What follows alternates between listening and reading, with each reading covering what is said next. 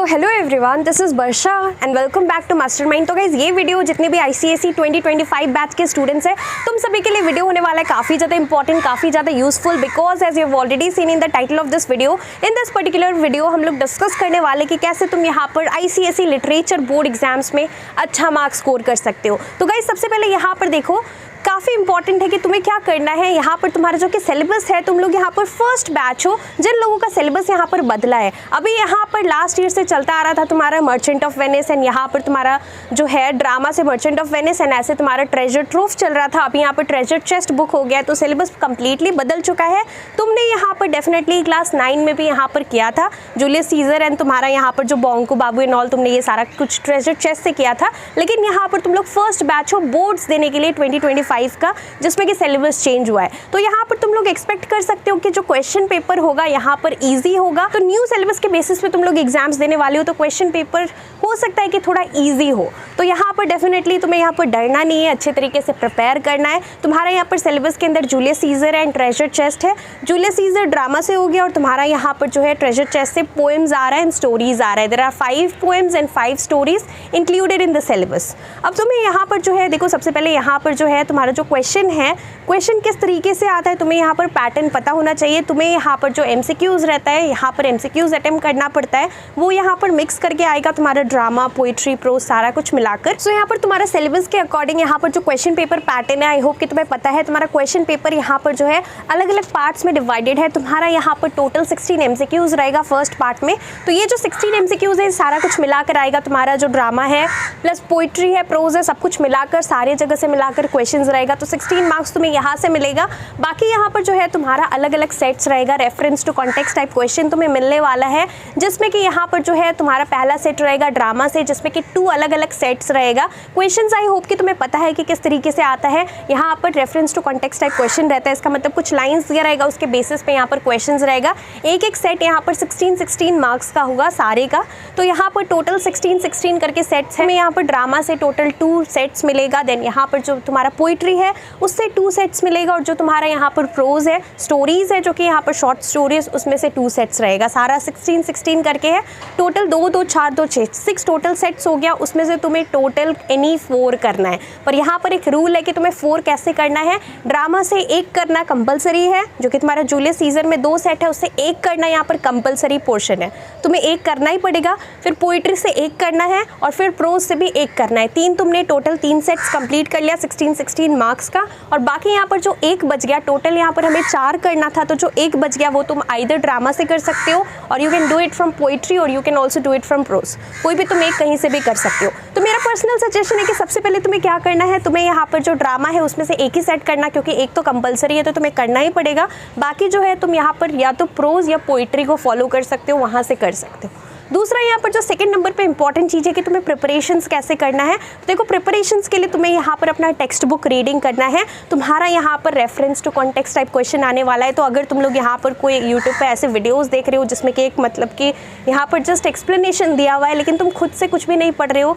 यहाँ पर अगर तुम मान लो जूलियस सीजर है, उसका ऐसे मूवी भी मिलता है यूट्यूब पर, तो ऐसे अगर तुम लोग देख लेते हो तो तुम्हें समझ तो आ जाएगा अच्छे से। लेकिन जब तुम्हें यहाँ पर कुछ पर्टिकुलर लाइन्स उठाकर एग्जाम में दिया जाएगा तो तुम लोग यहाँ पर आंसर नहीं कर पाओगे, मीनिंग्स यहाँ पर नहीं बता पाओगे। तो इसके लिए काफ़ी इंपॉर्टेंट है कि तुम्हें line by line text book reading करना है। सबसे पहले अपना तुम्हें यहाँ पर स्ट्रेंथ को बढ़ाना है। मर्चेंट ऑफ वेनिस से तुम लोग 1 ही करने वाले हो, राइट। अगर तुम्हें डिफिकल्ट लगता है तो तुम यहाँ पर 1 करोगे, बाकी तुम पोइट्री एंड प्रोज से अटेम्प्ट करोगे। तो काफ़ी इंपॉर्टेंट है कि पहले ट्रेजर चेस्ट कंप्लीट करना, पहले ट्रेजर चेस्ट से सारा स्टोरीज एंड पोएम्स कर लेना। उसके बाद तुम्हें यहाँ पर ड्रामा जो है जूलियस सीजर, इसको यहाँ पर पढ़ना है।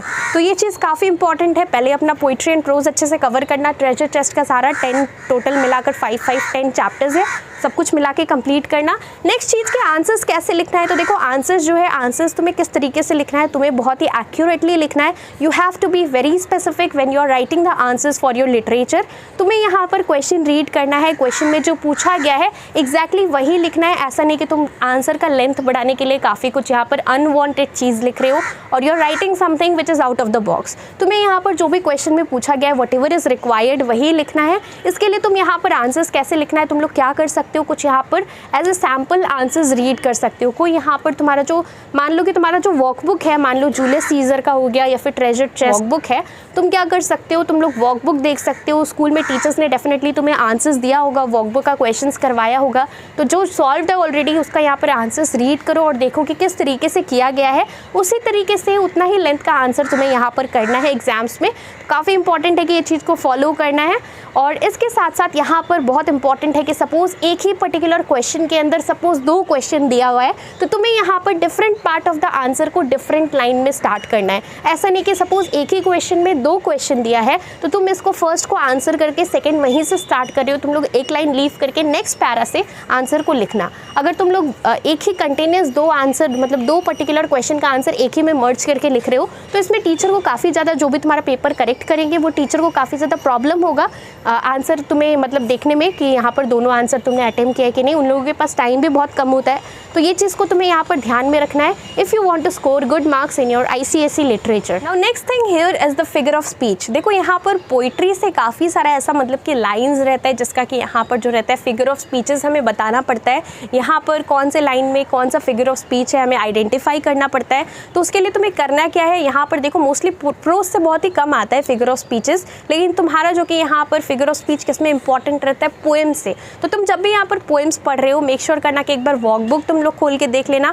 वर्कबुक में सारा इंपॉर्टेंट फिगर ऑफ स्पीचेस दिया रहता है, तो तुम्हें यहाँ पर पता होना चाहिए। लाइक फॉर एग्जांपल कुछ मतलब सिमिली होता है, देन यहाँ पर एलिट्रेशन, मेटाफर, पर्सोनिफिकेशन, तो ये सारा जो भी मतलब कि फिगर ऑफ स्पीचेस है तुम्हें सबका डेफिनेशन प्लस यहाँ पर किसका क्या मतलब होता है, कहाँ पर यूज़ होता है, ये सारा चीज़ तुम्हें थोड़ा बेसिक्स देख लेना है। कौन से लाइन में कौन सा फिगर ऑफ स्पीच है देख लेना है, बिकॉज अगर 1-2 क्वेश्चन यहाँ पर एग्जाम्स में तुम्हें पूछा जाता है फिगर ऑफ स्पीच का और अगर तुमने नहीं यहाँ पर देखा है तो यहाँ पर तुम्हारा मार्क्स जा सकता है।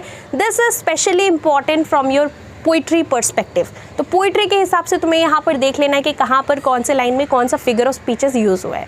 So this thing is very important. Besides this text book reading is very important guys. तुम्हें यहाँ पर क्या करना है, बुक रीडिंग करना है। अगर तुम लोग सोच रहे हो कि सिर्फ ऐसे तुम यहाँ पर यूट्यूब पे कोई एक्सप्लेनेटरी वीडियो देख लोगे तो तुम्हारा काम चल जाएगा, सो हियर डेफिनेटली नो, तुम वीडियोज़ देख सकते हो। और यहाँ पर स्पेशली जो तुम्हारा प्रोज सेक्शन है, जो तुम्हारा स्टोरीज़ है, तो अगर स्टोरीज़ लेंदी भी है तो तुम्हें यहाँ पर एक एक कर एटलीस्ट ट्वाइस रीडिंग करना है सारा चैप्टर्स का, ताकि तुम्हें यहाँ पर पता लग जाए कि यहाँ पर जो है हर एक लाइन तुम्हारे दिमाग में रहे, ताकि यहाँ पर जब कोई भी लाइन उठा के दिया जाए तो तुम्हें याद रहे कि तुम्हें यहाँ पर ये लाइन कहाँ से उठाया गया है, इस पार्ट में जबकि वो लाइन मतलब चल रहा था वहाँ पर क्या मतलब हो रहा था, तुम्हें सारा कुछ यहाँ पर स्टोरी पता है। तो इसलिए तुम्हें यहाँ पर मेक श्योर करना है कि तुम यहाँ पर टेक्स्ट बुक से at least twice, I am here using the word at least, तो तुम्हें यहाँ पर एक बार लाइन बाय लाइन देख लेना है, पूरा रीड कर लेना है। स्टोरीज़ का देखो यहाँ पर जो रहता है तुम्हारा स्टोरीज़ एंड पोएम्स, उसका यहाँ पर ऑथर का नाम इंपॉर्टेंट नहीं है याद करना, बिकॉज वो अगर तुम लोग देखोगे स्पेसिमेन क्वेश्चन पेपर में, जो कि लेटेस्ट स्पेसिमेन क्वेश्चन पेपर है, तो उसके अंदर ऑलरेडी मेंशन रहता है। यहाँ पर जस्ट पोएम्स एंड स्टोरीज अच्छे से देखना है, ऑथर का नाम यहाँ पर तुम्हें नहीं करना है, पोइट का एंड ऑथर का नाम। तो ये चीज़ भी मैंने तुम्हें बता दिया। एंड लास्टली गाइज यहाँ पर काफ़ी इंपॉर्टेंट है कि जब भी तुम लोग आंसर लिख रहे हो मेक श्योर करना कि जो इंपॉर्टेंट कीवर्ड्स है वो तुम अंडरलाइन कर रहे हो। मतलब कि सपोज कोई भी क्वेश्चन में कुछ पूछा गया तो उसका जो मेन सेंटेंस है, सेंटेंस में जो मेन वर्ड है, मतलब क्वेश्चन में suppose who is the speaker पूछा गया है, तो जो स्पीकर है मेन, तुम जब आंसर लिख रहे हो जो स्पीकर का नाम लिख रहे हो उसको यहाँ पर अंडरलाइन कर देना है, क्योंकि इसको हम लोग कीवर्ड बोलते हैं, मतलब कि वो main part of the answer है। अगर तुम कीवर्ड्स को अंडरलाइन कर रहे हो, so here council gives you more marks if you underline the important keywords in ICSE as well as ISC board exams. तो ये चीज़ तुम लोगों को फॉलो करना है। टीचर्स को मतलब कि यहाँ पर ईजी होता है करेक्ट करने में पेपर, जबकि यहाँ पर इंपॉर्टेंट कीवर्ड्स तुमने अंडरलाइन किया होता है तो टीचर्स को डायरेक्टली वो दिख जाता है कि तुमने अंडरलाइन किया, तो यहाँ पर तुम्हें फुल मार्क्स मिलता है। तुम यहाँ पर मार्क्स तुम्हारा डिडक्ट नहीं होगा। तो मेक श्योर करना कि ये सारा चीज़ तुम यहाँ पर बोर्ड एग्जाम्स के लिए अच्छे से प्रिपेयर कर रहे हो। सारा पॉइंट्स जो कि हमने इस वीडियो के अंदर कवर किया तुम लोग इसको फॉलो कर रहे हो और अच्छे से यहाँ पर आंसर्स लिखना काफ़ी इंपॉर्टेंट है। मैंने एक स्पेसिफिक वीडियो भी बनाया है कि तुम्हें आंसर किस तरीके से करना है बोर्ड्स के लिए, लिटरेचर के लिए specially, how to write perfect answers for your literature. ये वाला वीडियो जरूर देख लेना, डिस्क्रिप्शन बॉक्स के अंदर लिंक है। गाइज यहाँ पर मुझे इतना अच्छा रिस्पॉन्स नहीं मिल रहा है तुम लोगों की तरफ से।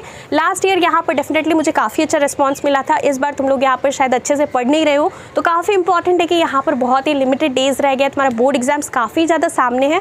तो अच्छे तरीके से प्रिपरेशंस करो, do support this channel. Make sure करना जो भी हम लोग यहाँ पर यूट्यूब पर इंपॉर्टेंट डिस्कस करते हैं तुम सारा कुछ यहाँ पर जो है फॉलो कर रहे हो। जो भी क्वेश्चंस हम लोग यहाँ पर डिस्कस कर रहे हैं सारा कुछ का आंसर्स तुम्हें पता है। और अगर तुम लोग चाहते हो कि मैं यहाँ पर लिटरेचर के लिए स्पेशली सीरीज़ लॉन्च करूँ जिसके अंदर हम लोग हर एक चैप्टर का तुम्हारा पोइट्री एंड प्रोज से यहाँ पर जो भी इंपॉर्टेंट यहाँ पर चीज़ है, मतलब मेन चीज़ हम लोग डिस्कस कर रहे हैं, इंपॉर्टेंट क्वेश्चंस तुम लोग बोलो या इंपॉर्टेंट MCQs बोलो या फिर एक्सप्लेनेटरी वीडियोस, तुम लोग किस टाइप का वीडियोस चाहते हो कमेंट्स में गाइस ज़रूर बताना, लेट्स सी। और इसके साथ साथ अगर कुछ भी डाउट्स हो तो तुम लोग पूछ सकते हो यहाँ पर कमेंट्स में। Thank you so much for watching.